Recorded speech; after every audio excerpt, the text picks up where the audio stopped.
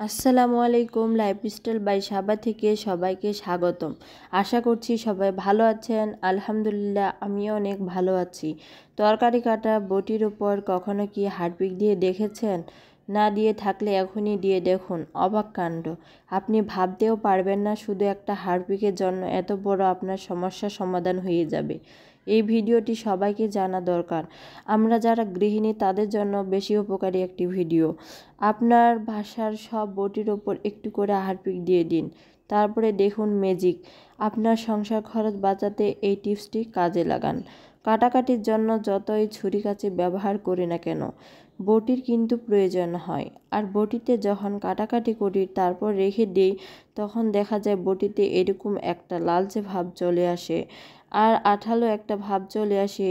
দেখুন, এটা কিন্তু পেঁয়াজ, রসুন, আদা যে কোনো সবজি কাটার ফলে এরকম দাগ বসে যায়।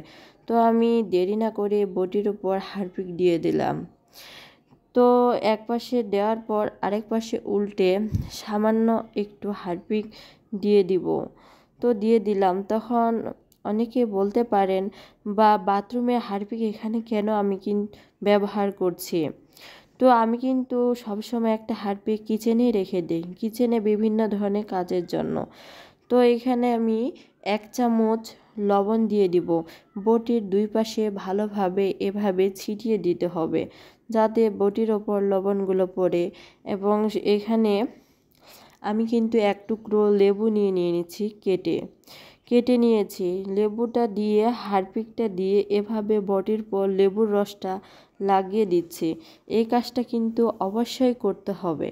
কেন বন্ধুরা জানেন? কেন করবেন? তো দেখুন, আমি এই লেবুর রসটাকে বটির পুরো গায়ে লেগে যায় এবং লবণটাও ও হারপিকটা সহকারে এতভাবে দুই পাশে লেবুর রসটা লাগিয়ে নিতে হবে।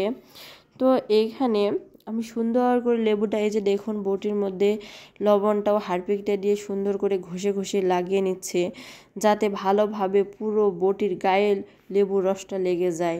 সুন্দর করে এভাবে হালকা আলতোভাবে লাগিয়ে নিতে হবে, যেন পুরো গায়ে লেগে যায় লবণ এবং হারপিক এবং লেবুর রসটা, যেন এই ময়লাগুলোর ওপরে লেগে থাকে এই রসটা। এমনভাবে আলতোভাবে লাগিয়ে দিতে হবে।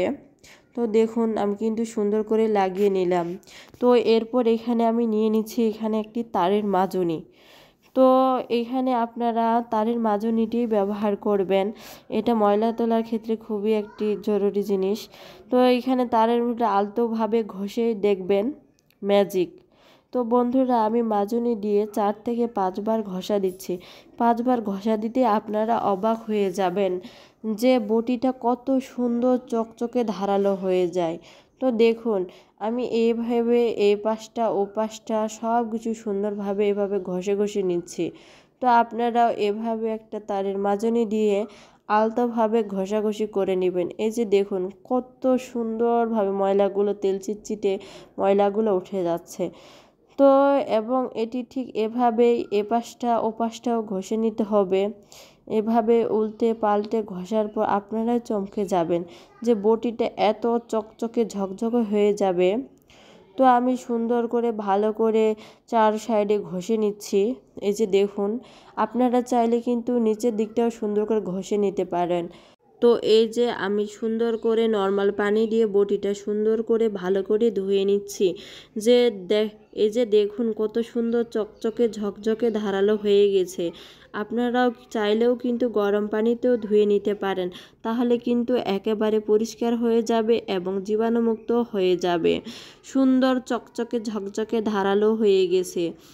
তো আজকে এ পর্যন্তই। আশা করছি এই টিপসটি আপনাদের কার্যকরী একটা টিপস। ভিডিওটি ভালো লাগলে অবশ্যই চ্যানেলটি সাবস্ক্রাইব করে দিবেন আর অবশ্যই এই টিপসটি বাসায় ট্রাই করবেন। সবাই ভালো থাকবেন। আল্লাহ হাফেজ।